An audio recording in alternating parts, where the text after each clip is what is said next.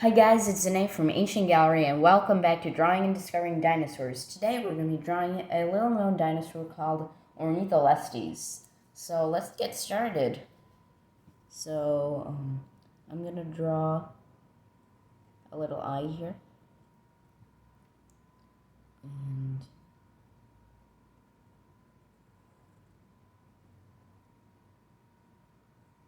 a little snout. Okay, so Ornitholestes was a dinosaur from the late Jurassic of Wyoming, and it was closely related to Dravinator, and there have been a lot of misconceptions about it, so we're going to address those misconceptions. Alright, so when Ornitholestes was found, people thought that it was like a sauropodomorph, which is an ancestor of a sauropod. Basically what Eoraptor is. If you haven't watched that video, go watch that now, because that was a very good video. Okay, so anyway, let's see. Okay, so people thought Ornitholestes was a sauropodomorph, but it actually wasn't. It's a theropod. Now people know that it's a theropod, but back then they thought it was a sauropodomorph. So there have been a lot of misconceptions about it. One that people used to think that its head, like its neck and tail were very long. So that was a misconception back in the day. Another misconception was that we found it with a partial skeleton and a very crushed skull. So people thought that there was a crest, like above the nose, because the bones were crushed, and they thought that it was actually bulging out. But this is not so. There have also been accounts that, or theories that there was a sickle claw like we see in raptors, but we really don't have any evidence for it. Just because the specimen is like so badly crushed, that we cannot make head nor tail of it. So people used to think that Ornitholestes was a very fast runner, and indeed previous and old reconstructions show it as being long-legged and very fast. However, Ornitholestes actually had a relatively short legs compared to other theropods, which meant that it probably was not a runner.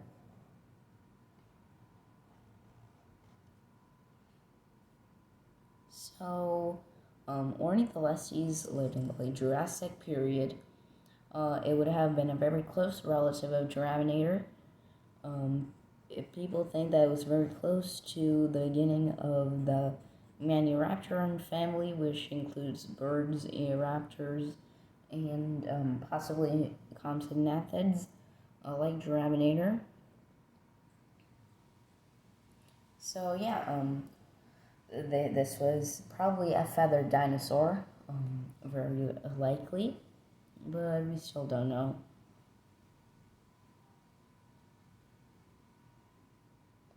So, yeah, that's pretty much all the information we have for Ornitholestes. Actually, wait. So Ornitholestes means bird rubber. Now, there's an interesting story, because when it was discovered, people thought that like we said, once they found out that it was a theropod, people thought that it was very fast and long-legged.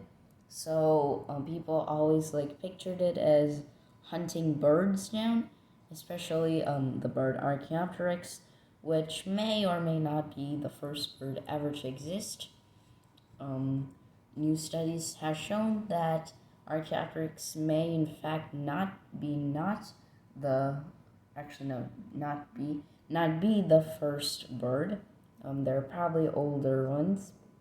But anyway, people thought that it would probably hunted Archaeopteryx, but there's just one tiny problem.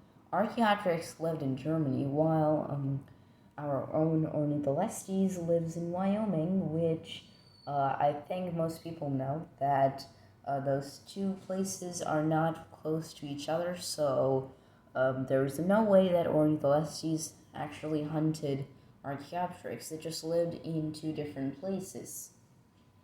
So yeah, that's why Ornitholestes has been misnamed, really. It should not have been called a bird hunter.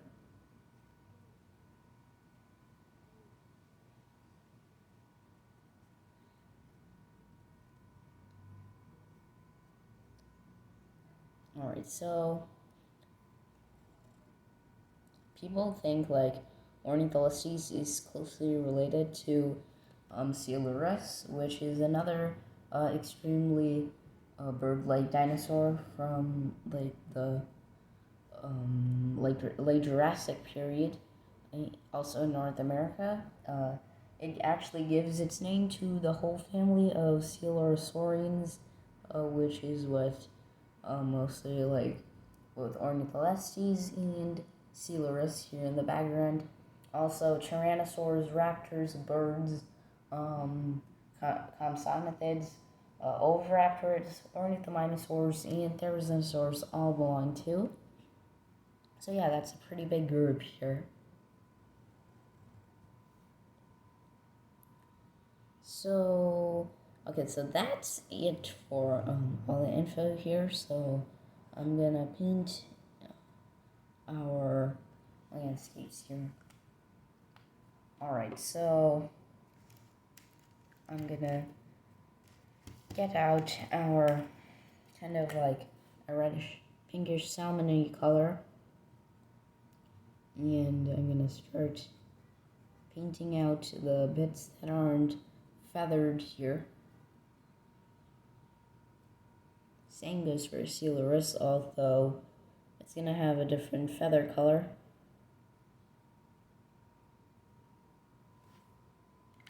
Alright, now I'm gonna use this light brownish color over all the salmon to kind of get like this orangish, kind of pumpkin soupy color.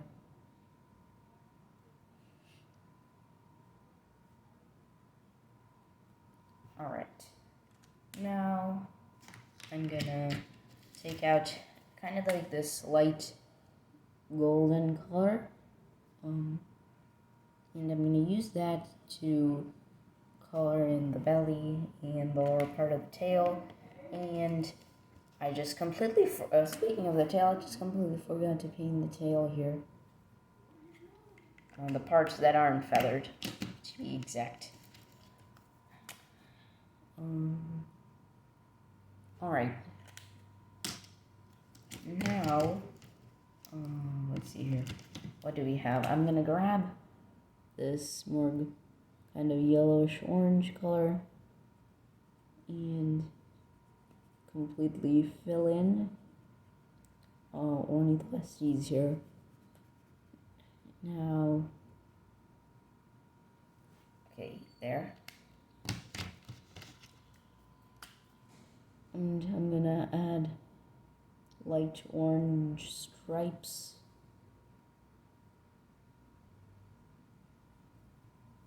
Okay.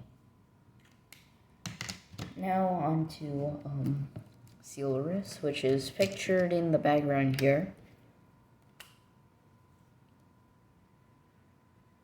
Cyan feathers.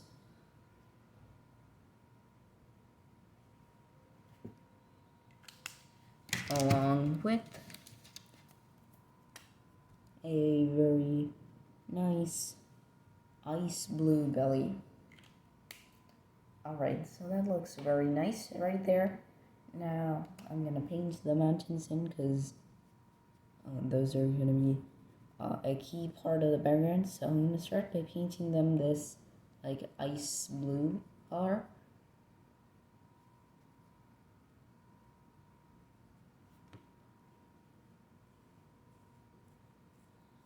And this is just like the first coat of paint. There are a lot of colors involved in like a mountain. Alright, next I'm gonna grab kind of like this light purple and water it down a lot so that it becomes even lighter.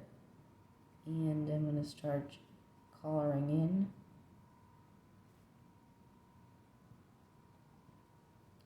And we're just gonna paint this all the mountains in this kind of bluish purple mix here. And now I'm gonna get out my gray and we're gonna go over all of that with a new coat of gray.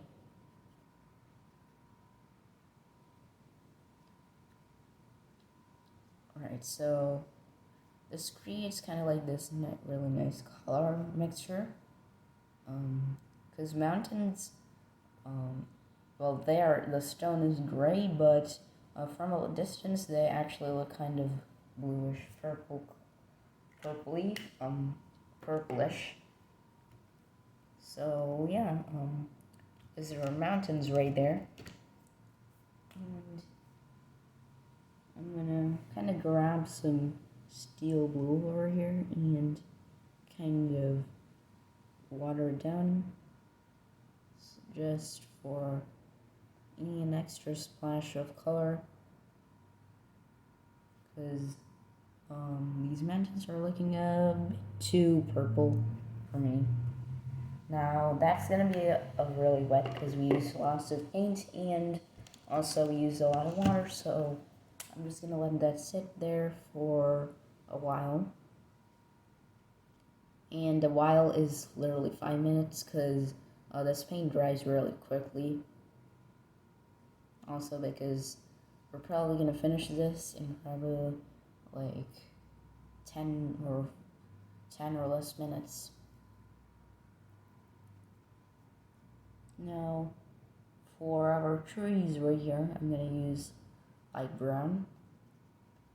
Well, technically it's not light, just normal yellowish brown. And I'm gonna add some texture, which is basically just a bunch of streaks onto the trunk. And there we go. So, okay, now I'm gonna get dark green and water it down a bit, and I'm gonna start coloring in these trees, which by the way are called monkey puzzles. If you're wondering, they actually still do exist and they're very ancient, and apparently they're the most common kind of tree back in the Jurassic,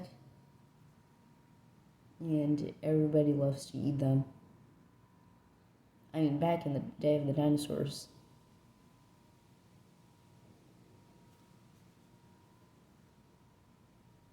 And the reason why they're kind of rare today is because in the Cretaceous flowering plants came along and monkey puzzles kind of fell out of fashion.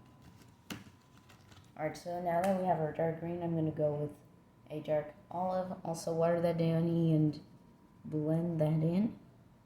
And see the magic happen.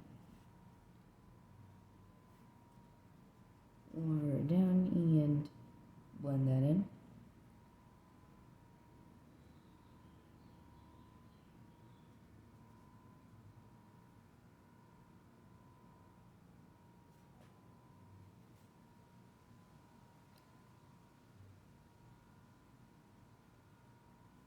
Okay.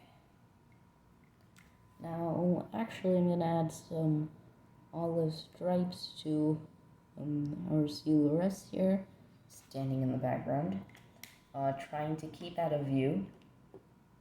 So yeah, there we go. And now finally, I'm gonna grab an actual like kind of dark orange, water it down, and I'm gonna paint the ground kind of like this sandy color.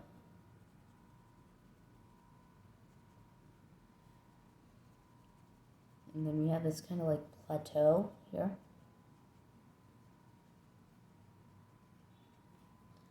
Saying that, I'm wondering if I should have had such a big plateau, because that's gonna be a lot of paint.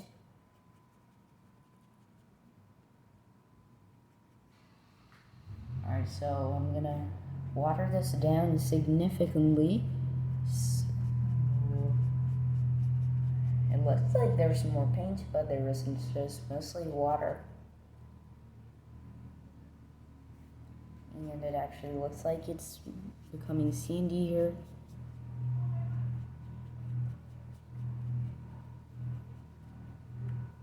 Okay. That looks good enough. But we want great. Okay, now I'm gonna add a watered down kind of light brown color. And I'm gonna add like small stripes.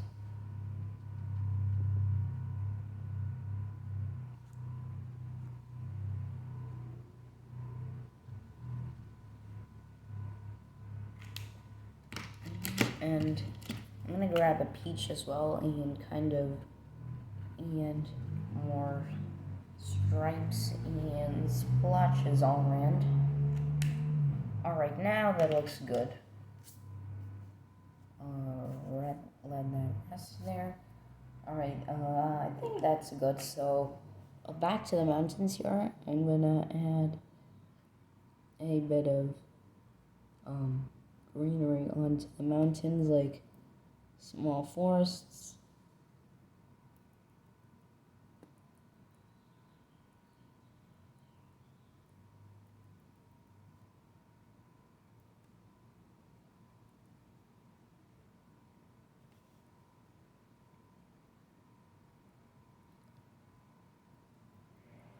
So, lots of trees on these mountains here.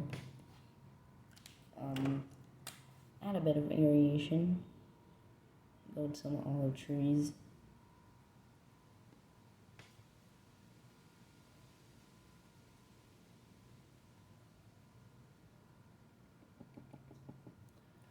Alright, there. Actually, wait.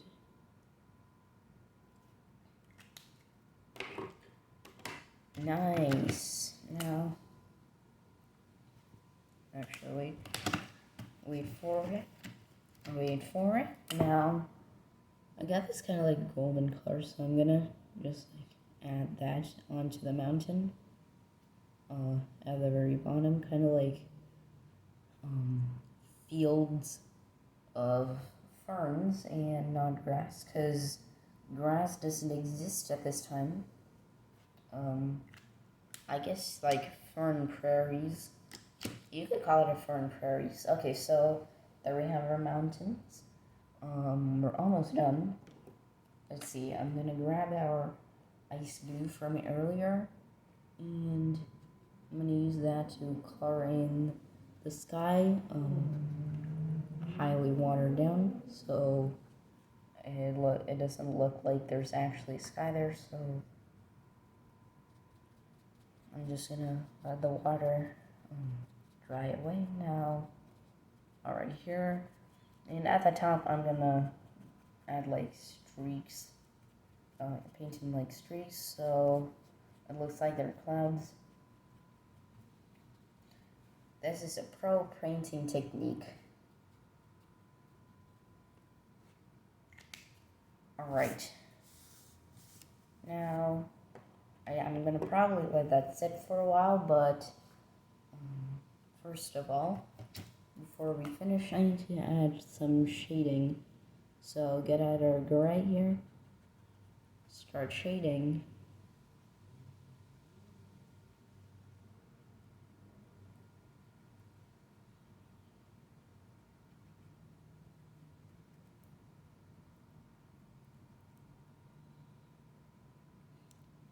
Alright, so almost there.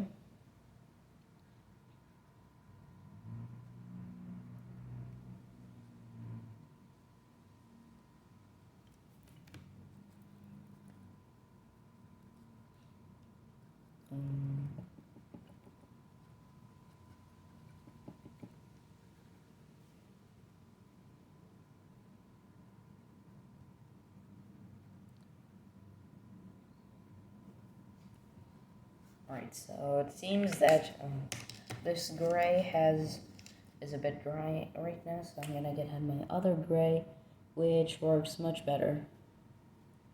Ah, yes. Okay. Now, shade in our monkey puzzles here. It's kind of already been shaded for us. What we did with all of that blending. And finally, shade in the mountains.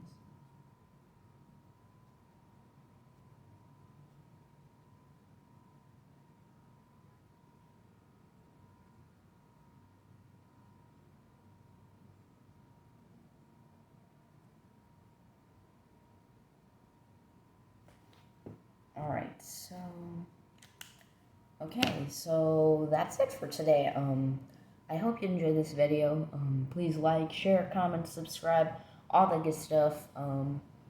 Actually, wait. I actually have one more thing to do. Yeah, to paint the dinosaur's eye. Because for some reason, I absolutely messed up and forgot to do that. Alright, now it is truly the end. I hope you enjoyed this video. Like, comment, share, subscribe, all that good stuff. And we'll see you in the next one. Bye!